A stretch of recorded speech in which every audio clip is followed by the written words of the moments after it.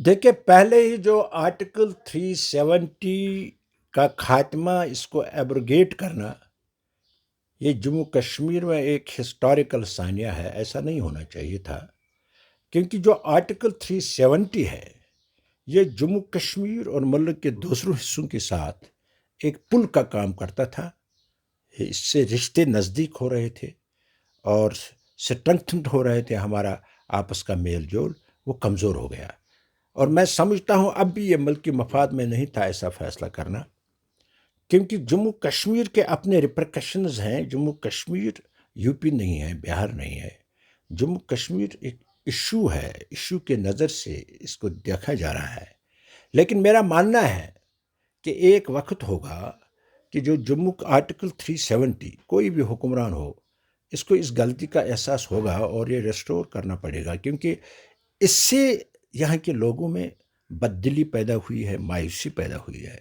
باقی جب سرکار کہتے ہیں، موجودہ سرکار، مرکزی سرکار یا یو ٹی سرکار، کہ آرٹیکل 370 کے خاتمے سے یہاں ڈیولپمنٹ بہت ہوئی ہے اور لوگوں میں بھی اس کا جو اثر پڑا ہے، مرکزی سرکار جو ان کی پارٹی ہے ان کے حق میں، وہ بھی صحیح نہیں ہے. کیونکہ ڈیولپمنٹ زمین پر کہیں نظر نہیں آ رہی ہے. ہر رنگ سے آپ ڈیولپمنٹ ہوتی ہے، پاور ڈیولپمنٹ.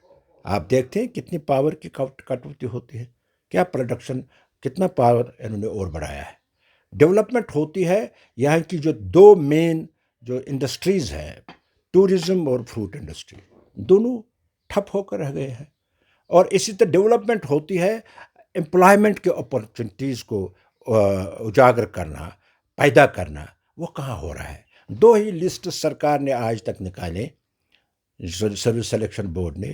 ایس آئی کی لسٹ، فائنانس کی لسٹ، دونوں خود سرکار کی لسٹ نکلی ہوئی تھی اور دونوں سرکار نے کالعدم قرار دیے ہیں. اس لیے کوئی روزگار کے حوالے سے، ڈیولپمنٹ کے حوالے سے، ہیلتھ سیکٹر کے حوالے سے، پاور کے حوالے سے کوئی ڈیولپمنٹ نہیں ہوئی. اور پولیٹیکلی بھی جو موجودہ سرکار ہے، بی جے پی سرکار ہے، ان کو بھی کوئی فائدہ نہیں ہوا. کیونکہ آپ دیکھیے آرٹیکل 370 کے بعد جو بھی ملک میں اسٹیٹ کے الیکشنز ہو گئے، بیشتر بی جے پی نے ہار دیے. اگر اس فیصلے کا لوگوں نے ویلکم کیا ہوتا تو پھر بی جے پی جتنی سرکار ساؤتھ سے ہار گئی، نارتھ میں آپ دیکھیے بہت سی جگہ، پنجاب ہے، دلی ہے، دوسرے اسٹیٹس ہے، وہاں ہار گئی اور اتنا کوئی کمال نہیں دکھایا آفٹر آرٹیکل 370 کے خاتمے کے بعد بی جے پی نے، کہ کہیں ان کو کوئی لوگوں میں زیادہ ان کی طرف لوگ مائل ہو گئے.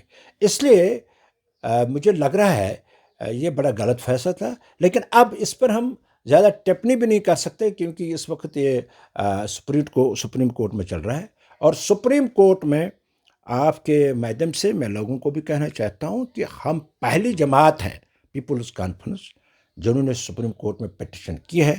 اور ہماری پٹیشن بہت جلد، میرے خیال میں 2-3 دن میں اس پر بحث ہوگا. اور ہم نے جو ملک کا مانا ہوا جو وکیل ہے، راجو دھون ہمارا وکیل ہے، اور ہماری پارٹی کی جو ہائی کمانڈ بھی اس وقت حاضر ہوگی. اور کیونکہ ہم نے اس کو چیلنج کیا، ہماری پارٹی نے، یہ غلط فیصلہ ہے.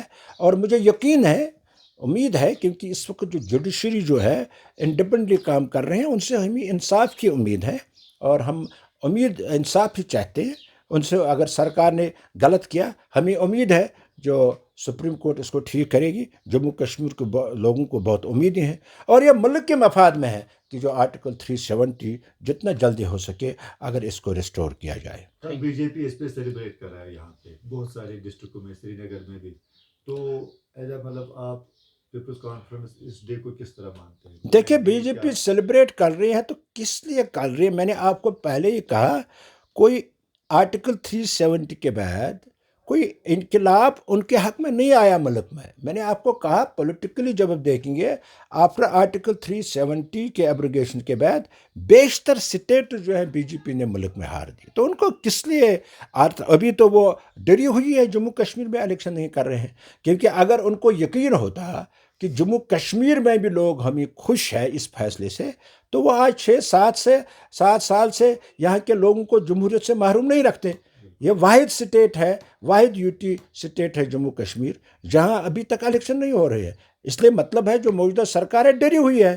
اگر ان کو یقین ہوتا کہ یہاں کے لوگ ہمارے فیصلے کے ساتھ ہیں، ملک کے لوگ ہمارے فیصلے کے ساتھ ہیں، تو انہوں نے جموں کشمیر میں الیکشن کیا ہوتا. تو اس لیے میرا ماننا ہے یہ اس لیے رکے ہوئے ہیں کہ ان کی ہوا جو ہے جموں کشمیر میں بھی ٹھیک نہیں ہے اور ملک کے دوسرے حصوں میں بھی ٹھیک نہیں ہے. Thank you sir.